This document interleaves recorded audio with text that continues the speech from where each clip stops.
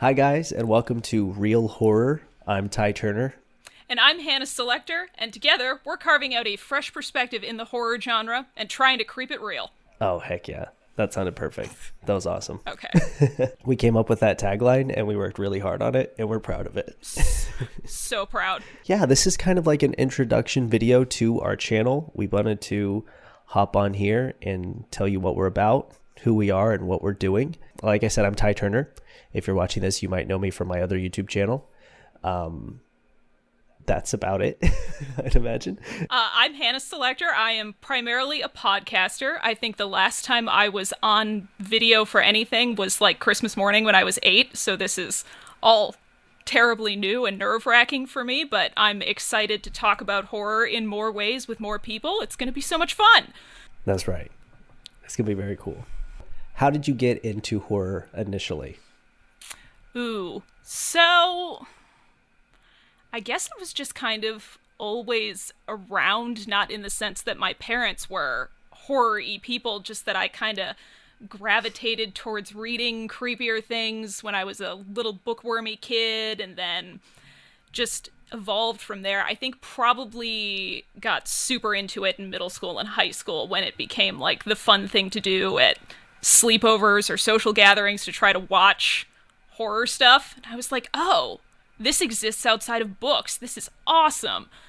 And then I kind of got into watching stuff like The Blair Witch or, whatever my friends were screaming about at the time. And it just went from there. Games, comics, everything.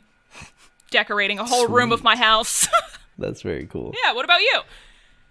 Well, pretty similar, I guess. Just sort of, I did take an interest in spooky stuff as a kid. I was really into like scary stories, and my sister would read me those like scary stories to tell in the dark books, which thoroughly freaked me out, and the pictures were always horrifying.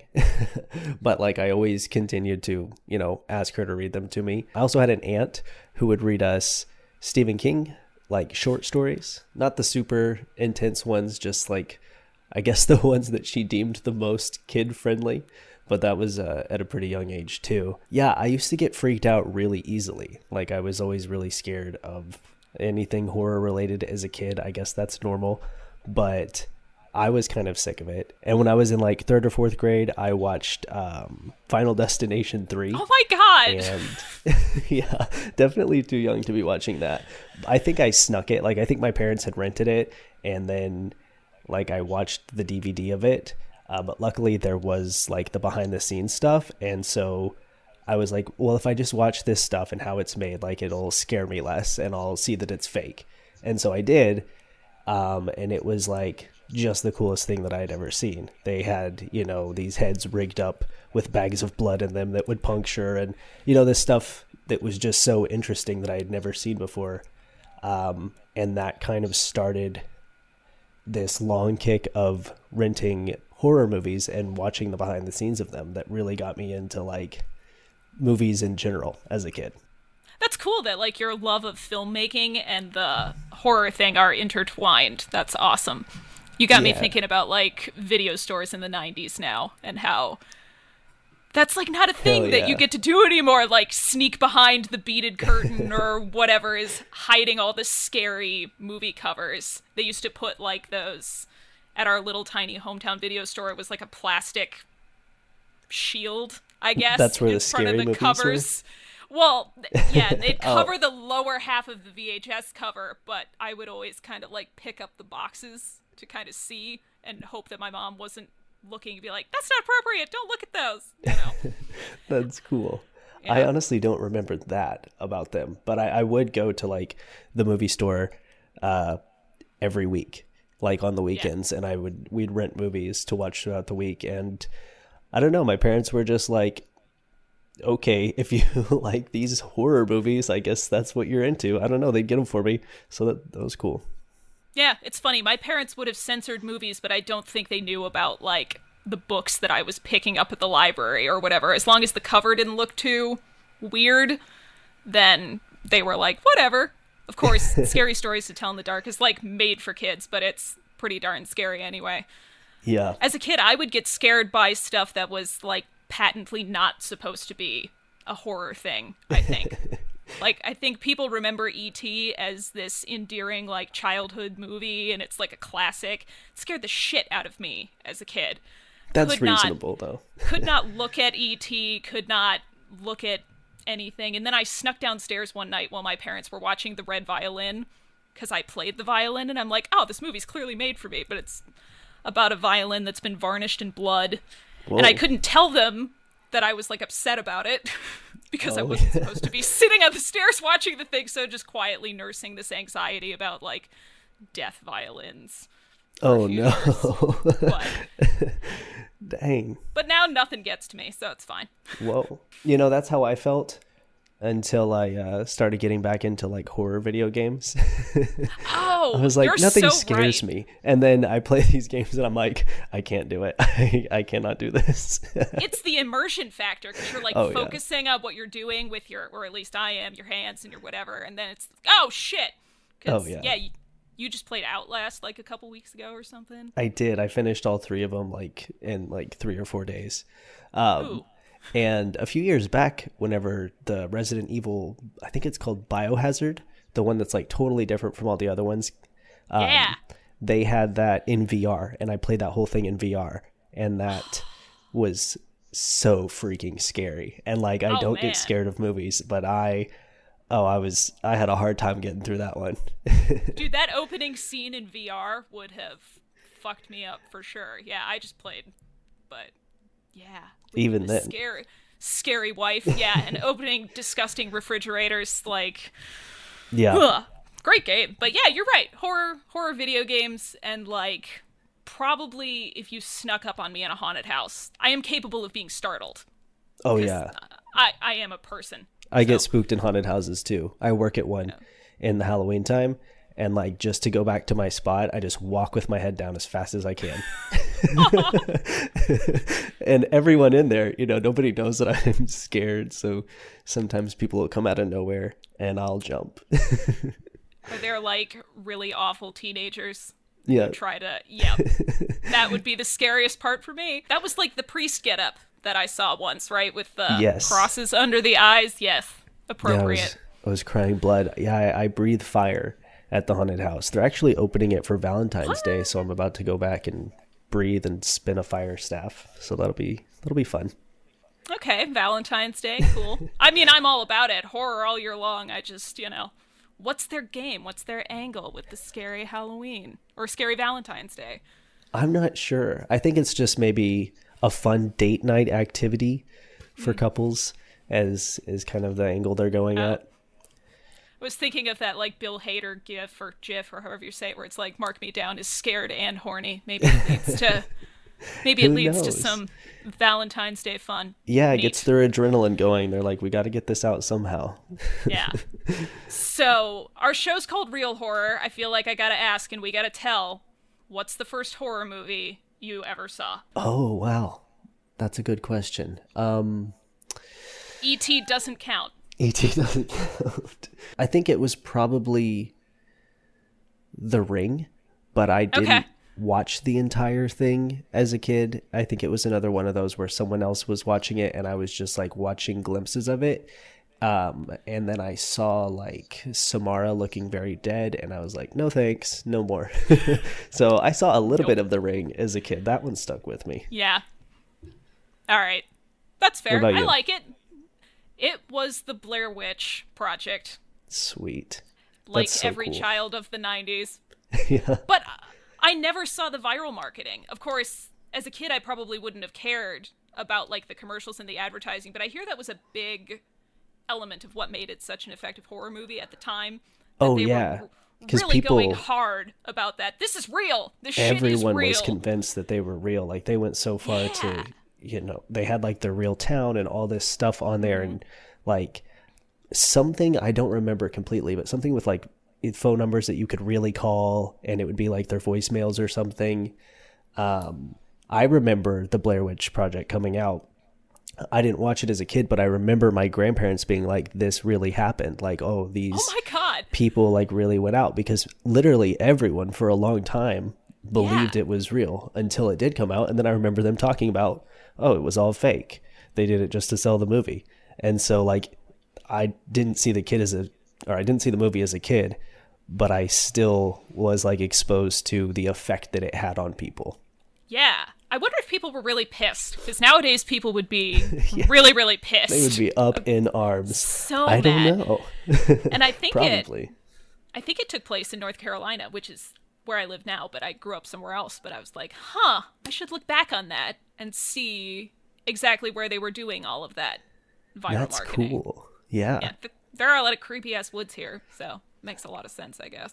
It'd be cool to do like a dedicated video on that sometime. Ooh, yeah, let's just go dead ass wander around in the Blair Witch Forest. Maybe it was real. Maybe it's a cover up, like a Hell government yeah. cover up.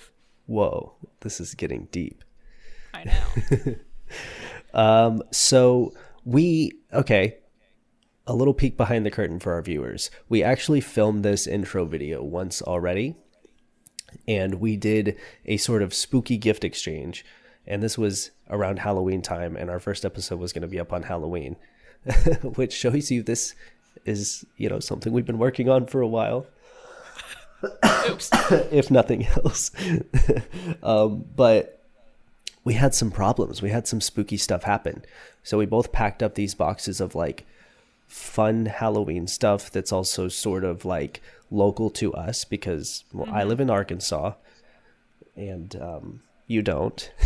I don't, no. And so we mailed these things to each other, and we did like this unboxing of these things that were kind of weird and spooky that we sent each other. And our video files ended up being corrupted. Yeah, it was super weird and bad, like dropping frames and really fucked up audio and shit like that. But it might have been completely and totally my fault. For sending me a cursed railroad spike? Yeah, I mean, I, don't believe in ghosts, or at least I didn't think I did. Never really have, but whoopsie.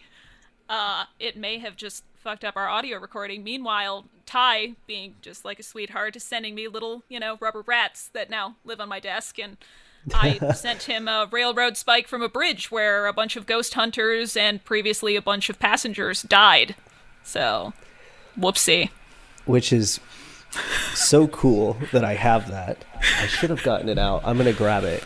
But Okay. yeah, so guys, just wanted to let you know that we are officially cursed. Curse watch. Yeah, so that's our first like curse watch. We got a cursed railroad spike, screwed our shit up. I'm going to grab it. I'm gonna show my tiny blue mouse to the camera. Ooh, you know what? Tell me in the comments what I should name my tiny blue mouse that Ty sent me. Mouse or rat, I don't know. But he lives on my desk next to my pencil cup. Welcome back! Hello, thank you. So, I have the railroad spike right here. I'm getting a lot of ghost energy off of it. Aw, shit. It's definitely charged with something. So, Don't you live in an old church or something? yeah, I do actually. I live in an old church in a room that they've made into a place to live, definitely as an afterthought. And So you're just like super haunted at this point. yeah, I think I am. Especially because it's like so old that people literally think that this is an abandoned building.